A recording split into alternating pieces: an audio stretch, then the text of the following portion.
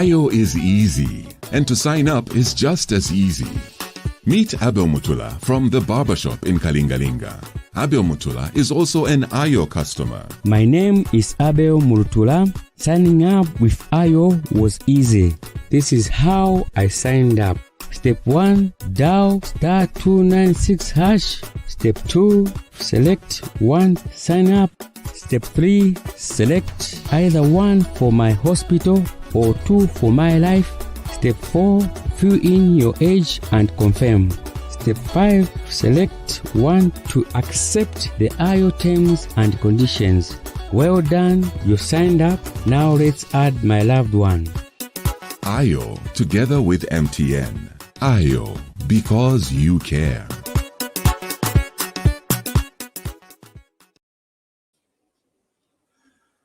Hello, good evening, and welcome to today's conversation. And as usual, this conversation is sponsored by IO. And we would like to thank IO most sincerely for bringing this live to yourselves. So go ahead and share this link and share this broadcast as much as you can, because today we are discussing a very, very important subject, especially if you're a parent and you're raising a small child. So today we are discussing the issue to do with malnutrition in children. So if you're a parent or if you know any parent around, please ask them to gather around and listen for themselves, because this is a subject matter that needs to be dissected in full. To help me discuss this matter, I have with me here Dr. Kozia Ziambo. Dr. Ziambo is a pediatrician. Let me not say much. I will allow him to introduce himself. So very quickly, Dr. Ziambo, good evening.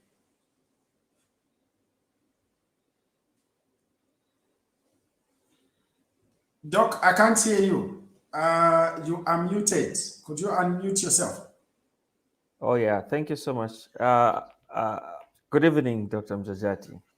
My name is Kozia Ziambo. As you've rightly put it, I'm a pediatrician and I work for the Ministry of Health. Right. So, doctor, just give us a bit of a background to yourself. Who is Dr. Ziambo? How many years experience do you have in this field of children? And also sometimes people do misunderstand what a pediatrician does. Tell us a bit more about who a pediatrician is. Where were you trained? That kind of information. Okay, thank you very much. I'm very happy to be on your show today, and I think it's very important that you have accorded us just to speak to some of the people out there to share about malnutrition and childhood growth. So I've been working as a pediatrician for the past 6 years, and I've been working as a medical doctor for over 12 years, and I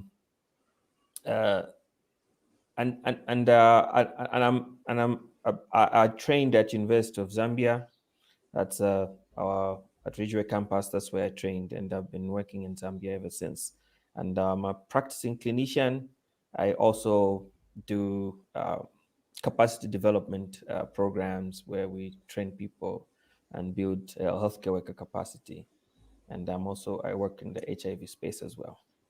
So pediatrics, this is basically child health related issues from birth to around about 16. And we do also attend to the transitional adolescents that transitioning to adulthood. So we do attend to them as well. Yeah, basically that's what I can say. Excellent. So, Dr. Ziambo, so today we are discussing this issue to do with malnutrition in children. Like I said earlier, this is a sponsored program by IO, which is a branch of MTN. So this is basically an MTN platform. So from your perspective as a doctor, and if a mother out there was to ask you, Dr. Ziambo, what is malnutrition?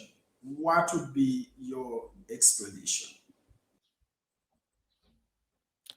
Yeah, and that's a very important question, actually. so that we can be together as we are talking about this particular topic today. So if I was asked, what is malnutrition? So I would start by breaking down the word. It's always easy when you break down the word. Malnutrition. Mal is something that is bad. And when you say mal, then you're saying it's bad. So nutrition, so it means bad nutrition. And we know nutrition is anything that we take in that helps build our body, helps us to grow. And so that's what I would simply put it as bad nutrition. Yeah, I would put it as simply as that, Dr. Mjajati. So, Dr. Zembo, why is nutrition an important issue in children, particularly? So in children, nutrition is very critical because it is the building block. It forms the building blocks. It provides the building blocks for growth. And growth in children is both mental, physical, and all of that, for it to be put together to grow and for a child to be able to do what they're doing and to be healthy. Nutrition forms a very, very big component uh, of uh, of a childhood growth. And you will see that so many organizations are actually very, very concerned about ensuring that there's nutrition that everybody can access, so that diseases are prevented. Even just malnutrition itself is prevented, because nutrition forms a basis on which the body can build its immunity, can build its muscles, can build its mental abilities, build its even the brain functions and everything. Nutrition forms the basis because it provides the ingredients that are used by the body to be able to grow and we're able to function as we do. Right. So, Dr. Zembo, walk us through what are the types of malnutrition? Because you seem to suggest that malnutrition basically means bad nutrition. So, what are the different types of malnutrition? Are there types at all? Yes. And I like the way you've asked that question, because I know most people, when they think about malnutrition, the first vivid picture they see is this little poor child with a very skinny and sagging skin, and that's malnutrition. But in a broad sense of it, malnutrition is types. You can have actually overnutrition, where you have got obesity, which we actually don't talk about a lot. That's a form of malnutrition, and of late, actually, it's actually becoming quite a problem, especially in our country. It's already a problem in the West, and in our country, it's slowly becoming a problem, and we'll begin to see it being talked about more often. But because of how undernutrition has affected us so much, that's why most of the time when we say malnutrition, we tend to gravitate towards undernutrition. So you may broadly put it as overnutrition, where you've got obese growth, overgrowth of children, and then there's undernutrition, which can now be classified from mild malnutrition, moderate, and then severe malnutrition. That's how we can broadly classify malnutrition. Right. So, in our context, what we are dealing with mostly, in as much as obesity is also a growing concern, what you Yeah. admit mostly in your facilities is undernutrition. So, tell us more about this undernutrition. First of all, tell us how common is the problem of undernutrition in Zambia? And then, while you're So at it, also tell us how it presents. okay, thanks. Undernutrition can be classified as mild, moderate, and severe form. And so the mild one is where so we usually use, these are very standardized issues. It's not by looking or anything, but we use what referred to as the Z score, like standardized. So there will be those that are mild, uh, and then there'll be those that are moderate. And so moderate, we're very concerned. And then the severe, the ones that tend to be admitted in the hospitals. And so if you, those of the parents that have got an under 5 card, they will be able to see that they usually those two lines. There's one line at the bottom on the under 5 card, and there's another line at the top on the under 5 card. So the ones usually at the bottom of that line are usually considered as underweight. And so you can actually have underweight, and then that becomes a concern. And then you can also have malnutrition itself, where you have got where we do weight and height measurement, and then also uh, we once we establish those, then that now becomes what we're referring to as severe malnutrition once they meet a certain Z score. Just so that I don't confuse so many people to go into those other details, but I'll just say that sometimes you have severe, moderate, and mild. And so these are the things that we look out for. And so when a child presents with severe malnutrition, most of those are the ones that will come to us very ill, and they'll have very sagging skin. They'll have color changes in the skin, changes on the face. Their hair is very sparse in that it's very silky, and it's really, really brown. And then they may have a very protuberant abdomen.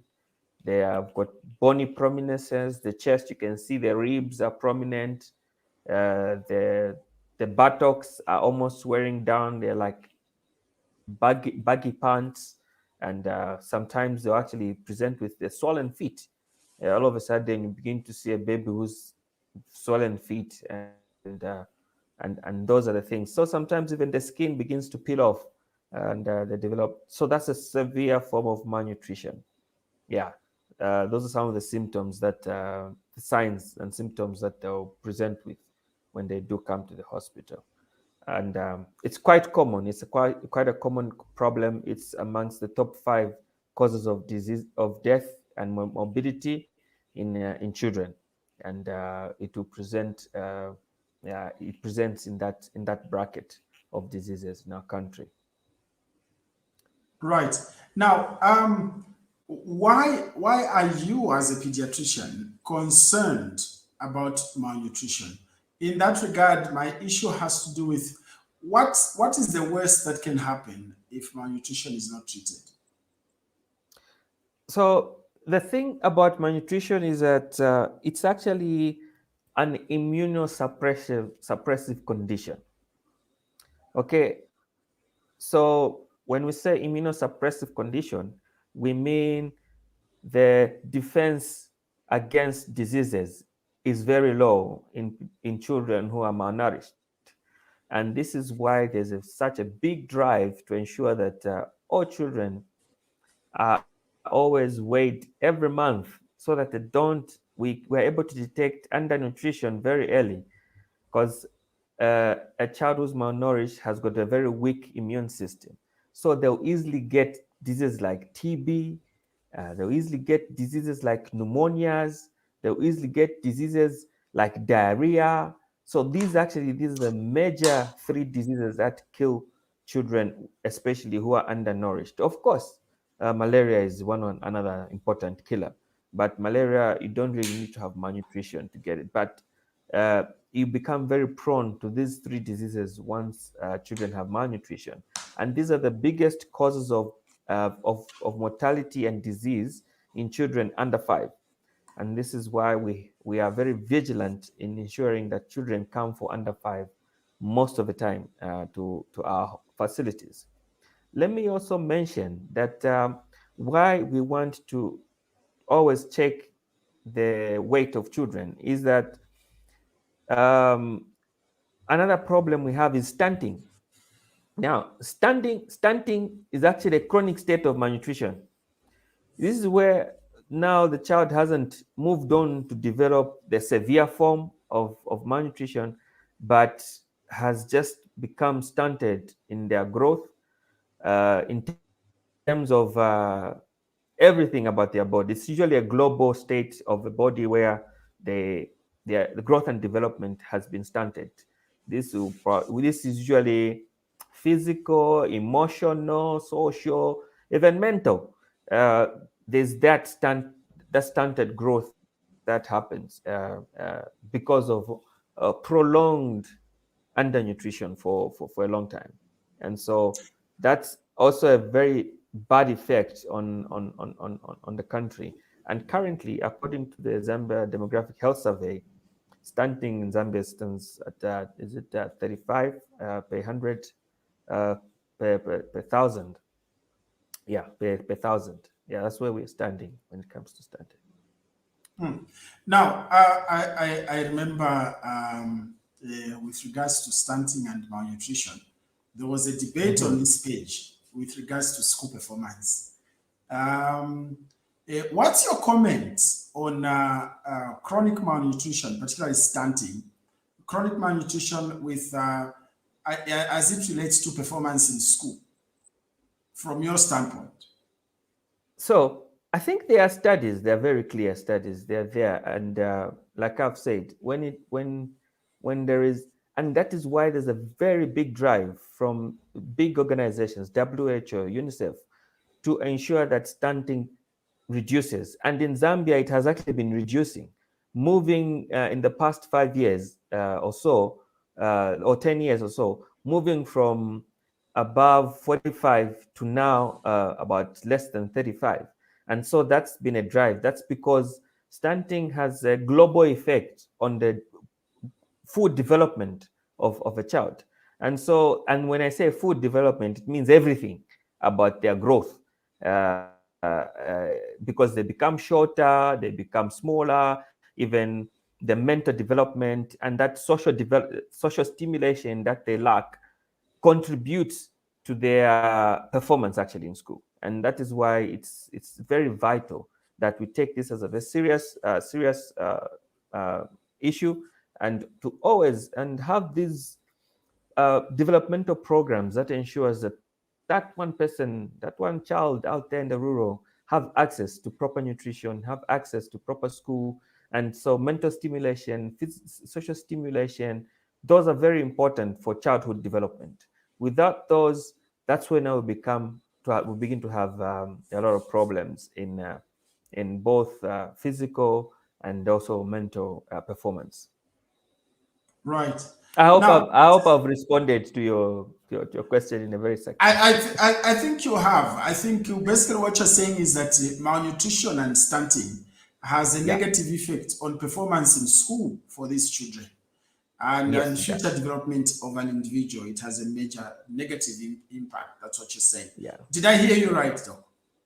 Yes. All right. So now, Doc, malnutrition and infections and the immune system, what are the issues there? Okay, so the immune system, like I said, for any part of the body to begin to generate, to begin to grow, to begin to do what it performs, it needs to be fed with certain ingredients. And so even what the immunity is composed of cells and other what we call protein factors in the body that help to get rid of germs. So the moment malnutrition sets in, it means you've been denying the body of the required nutrients to be able to mount up a defense. And so the defense is lower. So as a result, two people, one malnourished, one not, if they get TB, they are able to get rid of a TB. If one with malnutrition gets TB, they are just going to succumb to the TB and get the disease. similarly, a pneumonia, some children might be able to just, the immune system might be able to get rid of it, but for those with malnutrition might be able to succumb to that. Diarrheal illnesses as well. We have got an immune system that lines the intestines and all those things. They help to protect us from getting frequent diarrheal diseases, and those diarrheal diseases can actually cause a lot of morbidity and death. And that is why malnutrition causes a state of low immunity, and children succumb to all kinds of diseases. Now, tell us, with regards to feeding of these children, Yes. what do you expect? What would you advise a mother who's listening to us right now, who probably also has a child who's under 5, or a mother who's just delivered? How should they feed their children? I'll start with what not Let's to start. feed. Okay, good. My Yeah, hell. start from there. Uh-huh. So it's important that we do not feed our children these refined foods. I will put it like that. These artificial drinks that people make, whatever. These artificial chips. Yes. Artificial. Yes. These crisps and whatever that people are giving their children even as young as 1 year. Those are very, you know how those work. So let me tell you how these work.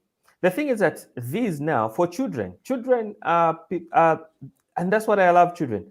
They learn, and you actually determine how they'll grow and what sort of things they'll like. It's us as parents who do that.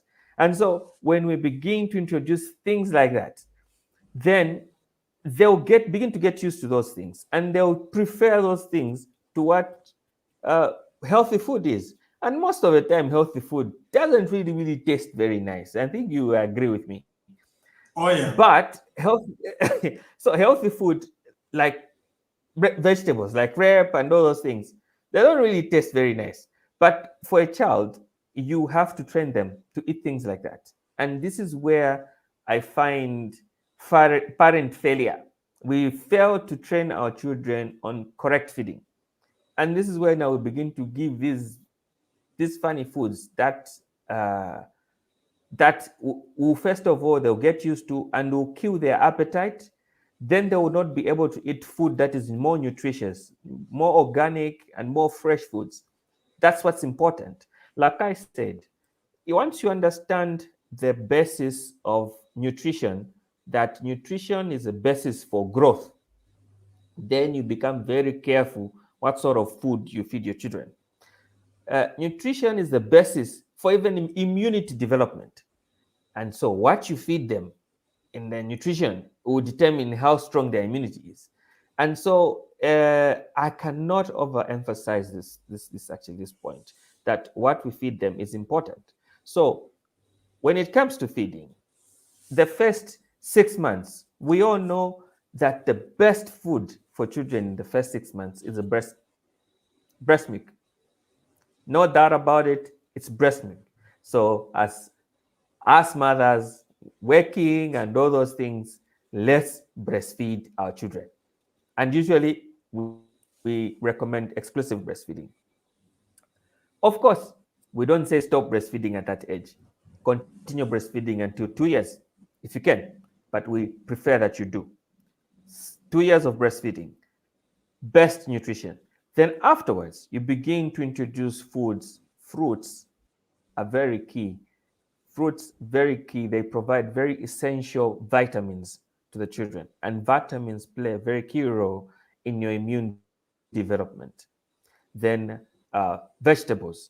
It's difficult for them. They don't have teeth. They can't chew. But we encourage grating it and mixing it in some of the porridges that we give our kids.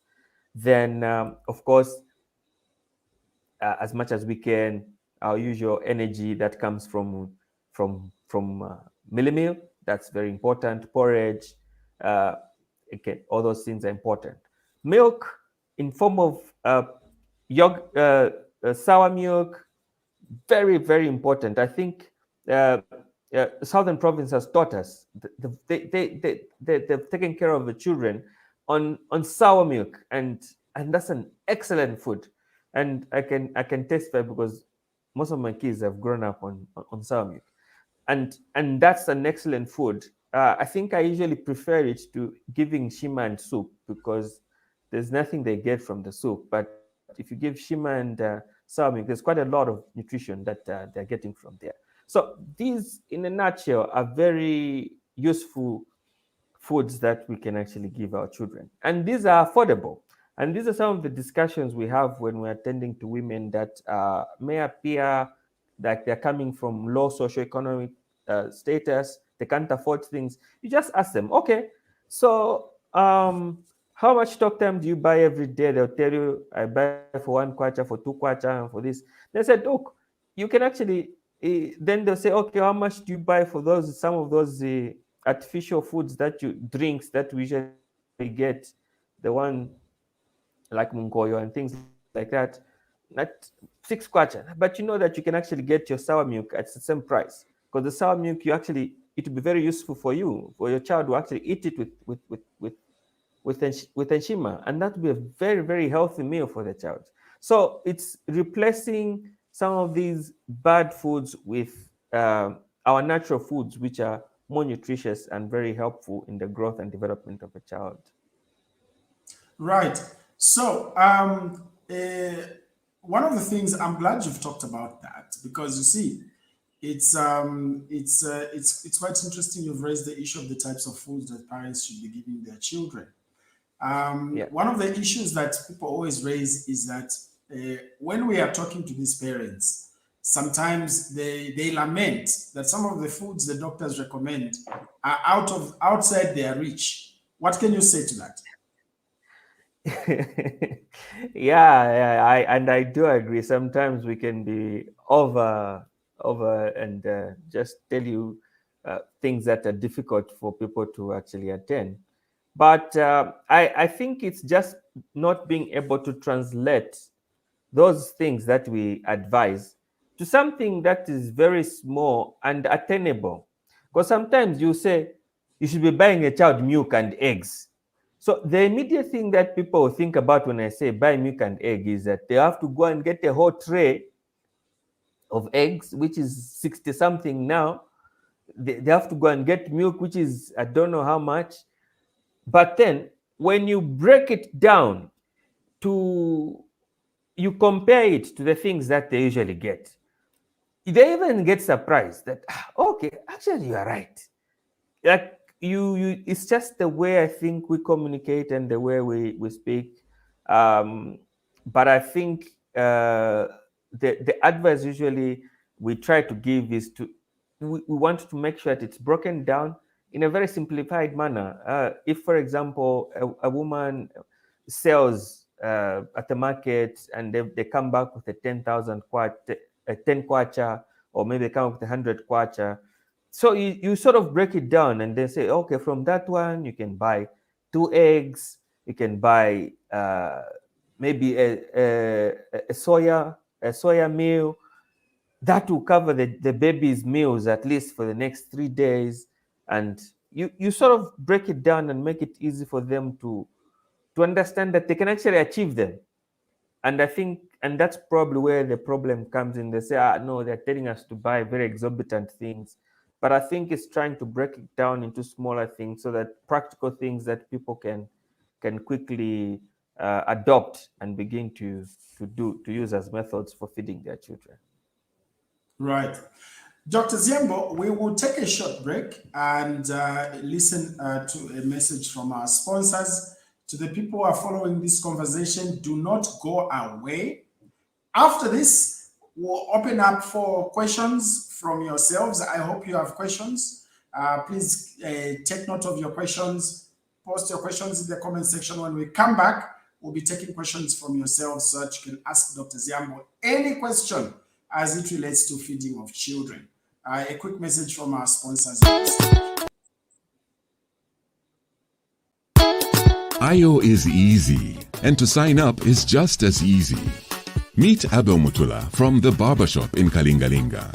Abel Mutula is also an Ayo customer. My name is Abel Murtula. Signing up with Ayo was easy. This is how I signed up. Step 1, dial *296#. Step 2, select one, sign up. Step 3, select either one for my hospital or 2 for my life. Step 4, fill in your age and confirm. Step 5, select 1 to accept the Ayo terms and conditions. Well done, you signed up. Now let's add my loved one. Ayo together with MTN. Ayo, because you care.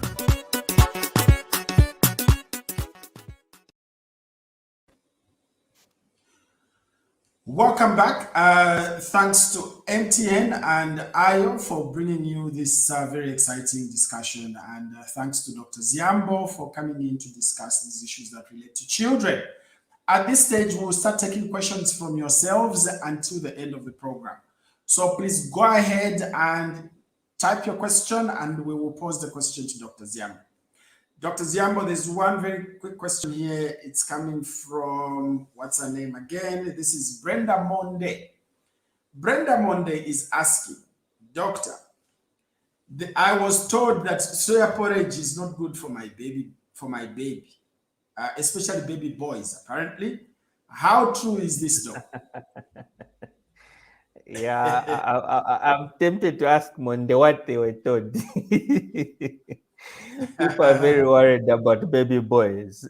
I think, okay, so the good thing about the age we're in, it's an information age, and it's always something that you can always verify on food products and check what is being said about certain foods and how beneficial they are and how side effects are they may have. But unfortunately, I'm not aware of any effects that soya porridge has on boys. And I think it has been used over the years from, I can't remember how long far back. And to this date, I have not come across any scientific papers or any articles that have been produced that have shown that there's any effect of the boys that have been taking soya porridge in the future that it has affected them in any way. So I would consider that as an old wives' tale, something that we don't need to pay attention to, and that we continue to just give that good nutrition to our children. Thank you. Dr. Ziambi, I'm glad you've said that, because I'm thinking that probably in future I should invite you to come and discuss the issues of development of children and also myths that surround child development. Maybe at some stage you discuss that. The next Not topic, a problem. the next question is from Cyrus Chisha. And the question is, how good is porridge with peanut mixed with pounded carpenter? What are the issues there, though? What are we discussing here? So that's okay. Those are both proteins. Carpenter is a source of protein. Peanut is a source of protein. So I would ask, just choose one. You don't need to overload the child with all those things together. I think just one will suffice. Either use peanuts or either use carpenter, because both are protein source. So, but it's a very good porridge. It's very healthy, and we encourage that as well as pediatricians. Thank you, Doctor. This one is a bit complicated. This is Namakau Lisulo. She's following us from our YouTube channel. Namakau is asking, Doctor, how best can you handle a baby who is lactose intolerant? Is there any medicine that can be given after feeding the baby with milk? Actually, Dr. Mjajati, we actually have, it's a very common problem, this one, lactose intolerance. Or the issue of lactose intolerance in babies, huh? Yes, it's a common problem, and sometimes very difficult to diagnose. And but we do actually have, and there are very some important tests that we have to do so that we understand the problem. And then when we do make a conclusion that they're intolerant, then we actually advise a certain form of meals and diet that they can actually take on. And there is no specific medicine that you can actually give that prevent lactose intolerance, because lactose intolerance is just the makeup of a child's intestinal lining. It's like there are certain missing components within the stomach lining that facilitate lactose assimilation. So without those components in the stomach lining, you find that they are not able to deal with the lactose. So that causes a lot of intolerance, and you find that they are always having diarrhea and all those things. And so commonly some people may present also even physically with some children present physically with maybe allergies, and so these are they present differently. No specific medicine for it, but it's avoidance. It's knowing what sort of diet has lactose, and then we try and avoid it, so that we only give the correct advice. Yeah, thank you. Here's another issue, doctor. This is from Kathleen Chibuye Sinkala. Her issue has to do with preterm babies. So I have a preterm baby with regards to nutrition. How best can you look after a preterm baby? So a preterm baby has got quite a lot of needs, and so when it comes to nutrition, a preterm baby, the biggest issue is just to make sure that they are fed, and the only thing they are fed is breast milk.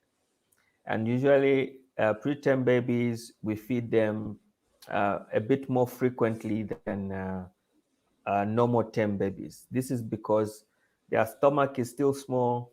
It can't take a lot of food at the same time. So you actually increase the frequency. Ordinarily, a baby is born, you feed every 3 hours, like a major feed every 3 hours, then as and when they want to feed in between. But for the preterm baby, we advise every 2 hours. And you must keep count, actually. And you actually work very well with your nutritionist and the doctors that are actually taking care of the baby. They are going to advise you how many meals you'll be giving every 2 hours, depending on the weight of the baby. And every 2 hours, you begin to make sure that they finish those meals.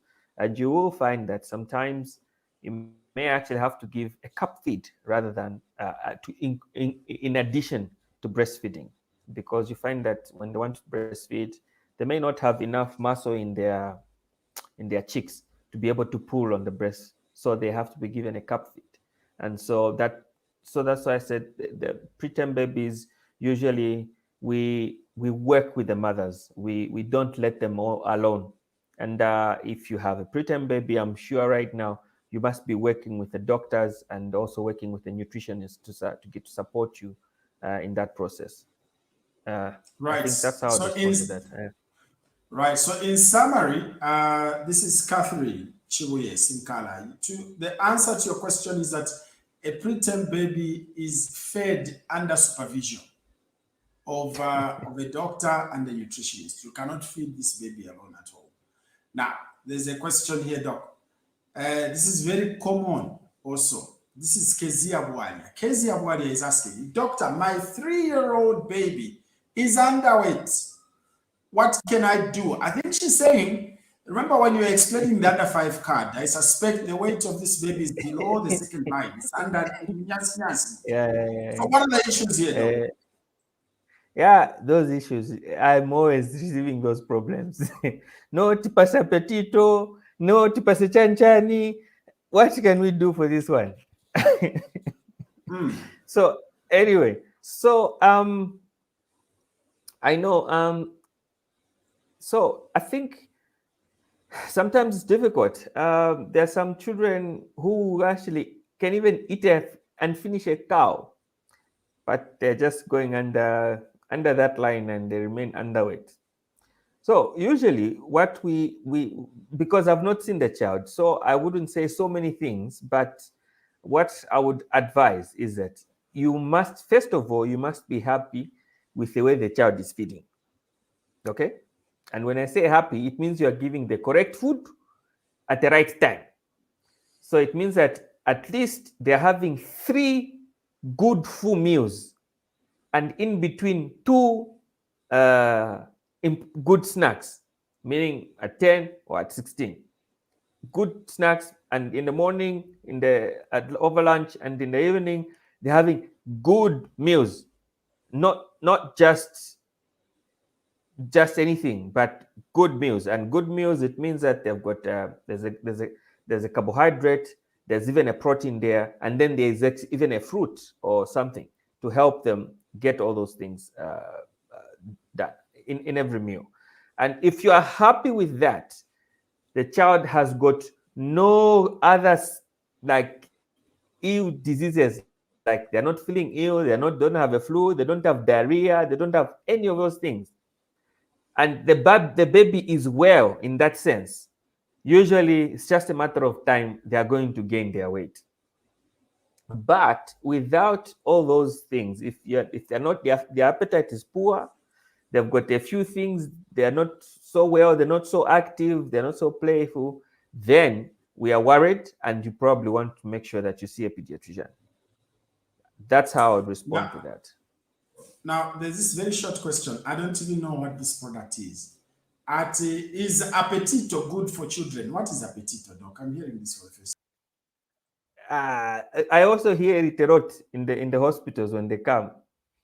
They claim, and I'll be very specific, they claim that it helps give children appetite, but we do not advise and we do not encourage giving such stimulants to so-called stimulants to children, because we don't know what effects they have on children. So we do not advise, and from a professional point of view, I wouldn't recommend anything like this to giving children. Yeah. Doctor, here's a mother who is struggling. Clearly, we've seen these issues before. You are a parent, I'm a parent. These children sometimes they cry a lot at night, and sometimes you fail to sleep because of that. And I feel sorry for her. Her issue is, how do you handle a baby who cries at almost the whole night? Any sickness in this? What's the issue, Doc? So a crying baby at night is quite a number of things that can be causing that. And usually I would want to ask a few more questions about what sort of baby this one is, how old they are, and I would want to know how old they are. I would want to know whether they are still breastfeeding or not, or whether what sort of meals and food they are eating, and there are a few other conditions that I would want to know about the child, so for us to be able to properly advise on how you handle a baby who's crying at night.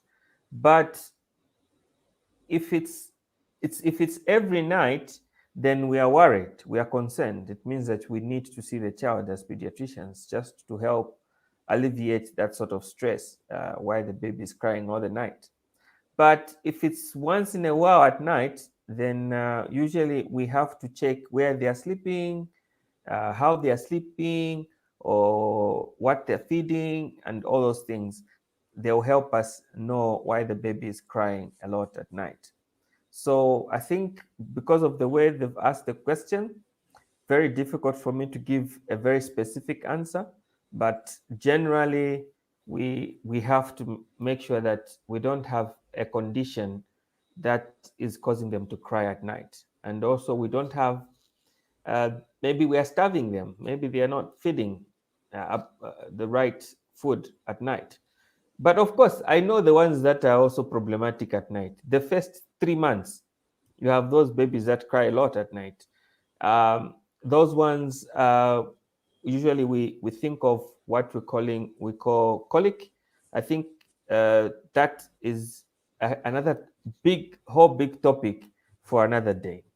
So that colic can also cause children to cry overnight, especially in the first 3 months. And I will not go into details. I'm glad you've not gone into details because I think you would have to come back and explain some of these issues. We get a lot of questions from mothers who are struggling, especially mothers who just had new babies, who struggle with babies who are having colic and things like that. So at some point, I'll call you back to come and discuss that. There's an interesting issue here from Milia Jerry, and there's another person who raised a similar issue. The issue is that, Doc, my son has very poor appetite. He only likes bread. Is there anything I can give to enhance his appetite? I have tried multivitamin, but once you stop giving him, it's back to not eating. He's 5 years now. What's the story here, Doc? Okay, so like I said, is it a case of habituation or what? I'll tend to think that it's something that he has developed, and it means he has to relearn the food and what sort of food we eat, and that means that you probably need to be a bit more systematic and methodical in the way you begin to give him food. It's possible that there are some children who have very poor appetite naturally, but we have to work around with them to give them the food so that they're able to get to eat what is required of them. And you need to work with them, and it needs a bit of training them as well to be able to eat. Like I said earlier, we usually don't recommend giving anything to children that stimulates appetite, because there's nothing that has been actually produced to give appetite stimulants to children. Then I know most mothers will give up vitamins. Those vitamins are very important. They need them as supplements to their nutrition.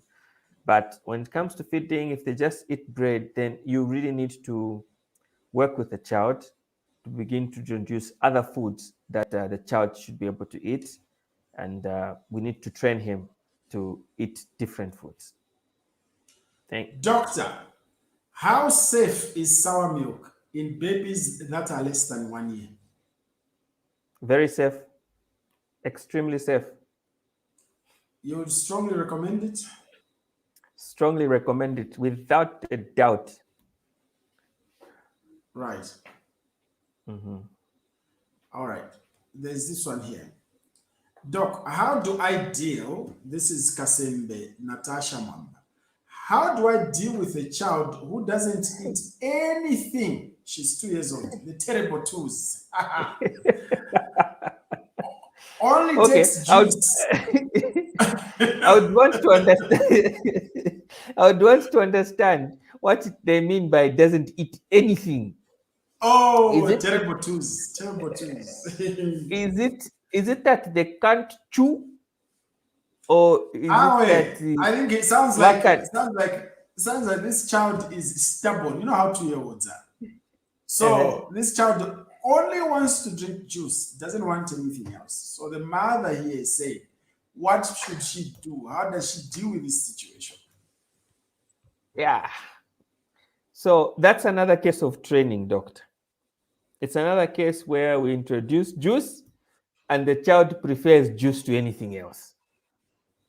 So unfortunately, it's a hard truth. The parent has to now begin to retrain this child. And the good thing is that children can be trained. Yeah. It's just that we are not courageous enough to train them. They can be trained what to eat and what not to eat. It's just that sometimes they give us a tantrum. We don't want to contain the tantrum. We give them the juice, the easy way out. But I think, unfortunately, on this one, madam, let's just train children to eat the correct food. It's our responsibility as parents to let them. We already introduced the juice, but they need to learn that they cannot live on juice alone. They need to eat other foods. Yeah. Right. Natasha, you have heard. A baby shall not live on juice alone. Right. There's this very interesting one. Where is it? This one here. There's an interesting question here. Yeah, this one is a concern of mine as well. Yeah, this one. You know how old parents would force feed children, where they bind the child hands and feet, and then they put their hand on the mouth and start literally pouring food in the mouth of the child, and the child is crying, and they hope that eventually this porridge will find its way in the stomach. Force feeding. Now, her concern here is that, and I share in this concern, by the way, and I'm also interested. You and me, Dr. Mjajati, are here because of that. How safe is force feeding? I've seen this, and it's still happening even now. Why do people force feed children like that? It's like they're pouring porridge into the child's throat. And the child is crying and they keep pouring and holding their hands. How safe is that? Is that recommended? No, we don't recommend that. It's not safe. What are the complications? But you and me, so the complication is choking. That's a big complication. The complication is choking. And then it's a very traumatizing event. The children will become very afraid of a feeding session. They think that now that process has come, so it affects them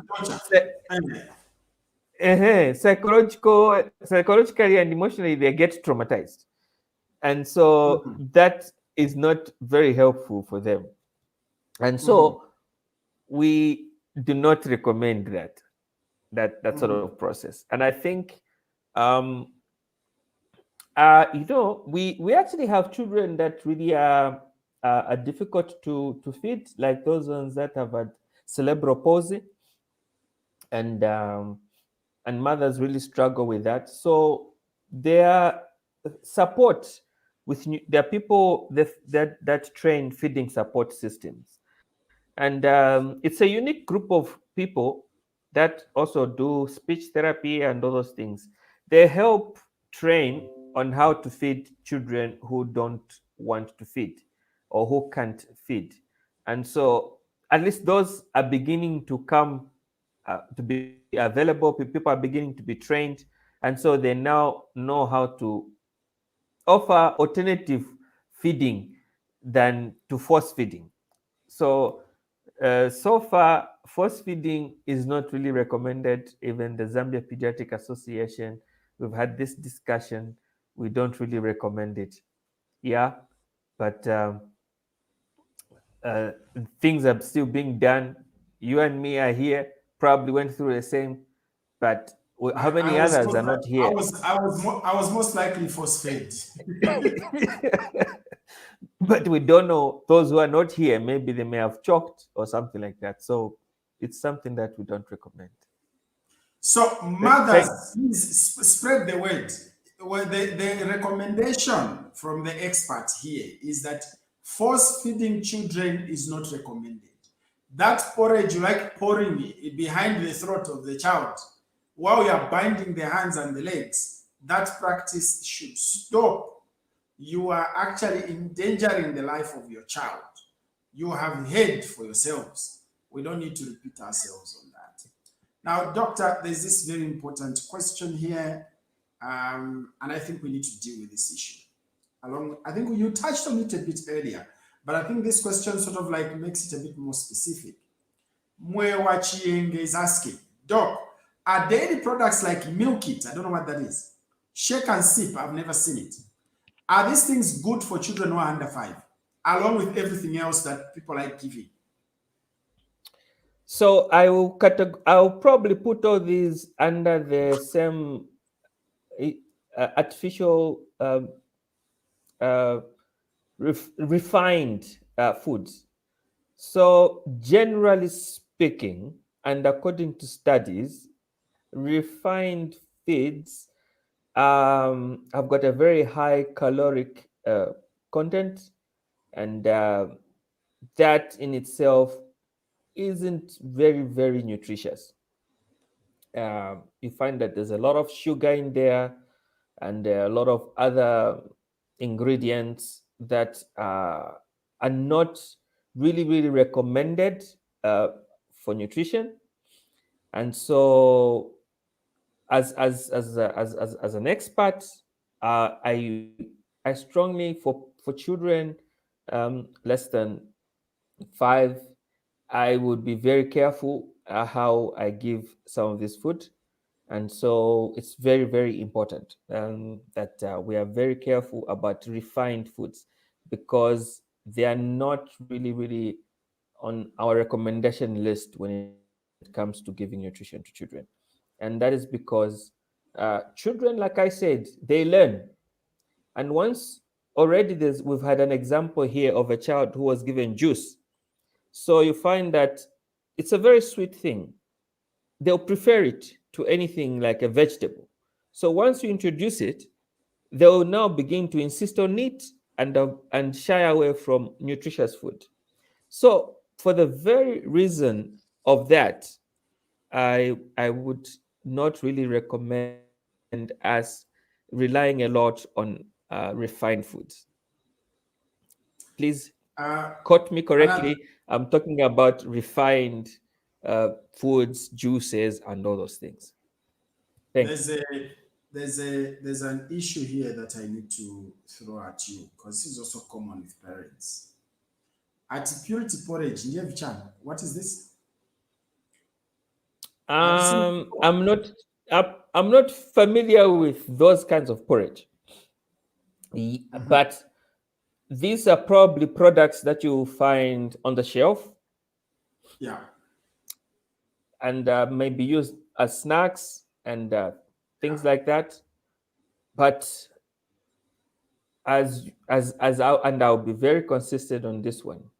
We recommend natural foods, organic foods that we have at home, that with good nutrition in them, nutrients in them, and and I wouldn't recommend refined products really. So your general recommendation, I think, to the parents who've managed to join us today is that avoid giving over-the-counter refined and highly processed foods to your children. Yes, Avoid that. I think that's the message. avoid Dr. that Zambo, because they. Dr. Zambo, yeah, go on. Mhm. No, no, Go on. I just want to emphasize that it replaces, children are trained and they'll begin to want those foods for a more nutritious food that we can give at home. That's my Excellent, emphasis, actually. excellent, Dr. Ziambo, and thanks for coming. And I'm hoping that next time we can have you back here. As you close, I need you to Yes. summarize so that mothers who are listening to us can also, understand. First of all, what's your take-home message? Secondly, just summarize. How can a mother at home notice the danger signs that my child could be slipping into severe malnutrition or malnutrition altogether? As we close. So as I close, let's monitor growth for our children. So let's attend under 5, where they'll measure the growth of a child. You'll be advised on the correct nutrition that to give, and then you'll be also be able to advise on the signs and symptoms of any diseases that the child may have, especially on nutrition. Let's avoid highly processed food, refined foods in our children as much as possible, so that we can help them get and benefit from more nutritious foods. Those are the two important points I wanted to share with you this evening. Thank you for having me on this very wonderful show, Dr. Mjajati. Right, Dr. Ziambo, I'd like to thank you for coming, and I hope that next time we invite you, you will make yourself available. I think that for us here, our philosophy is that we believe that as much information as we send out, It would help people make decisions on time and avoid complications that come with health. We strongly believe And on I'm this page. drinking water. Yes, I'm drinking water. We strongly believe on this page, Dr. Ziambo, that the more informed people are, the better for everyone. And today we're addressing the issues to do with children. Ladies and gentlemen who are listening to us or who are watching this from home, please click that share button. Share this video as widely as you can, because we need this information out there so that we can bust some of these myths that people tell each other about how to feed children. For healthy and prosperous citizens, from me and Dr. Ziambo, and from Ayo and MTN, we wish you a good night until next time. Ayo is easy, and to sign up is just as easy. Meet Abel Mutula from the barbershop in Kalingalinga. Abel Mutula is also an Ayo customer. My name is Abel Murtula. Signing up with Ayo was easy. This is how I signed up. Step 1, dial *296#. Step 2, select one, sign up. Step 3, select either 1 for my hospital or 2 for my life. Step 4, fill in your age and confirm. Step 5, select 1 to accept the Ayo terms and conditions. Well done, you signed up. Now let's add my loved one. Ayo together with MTN. Ayo, because you care.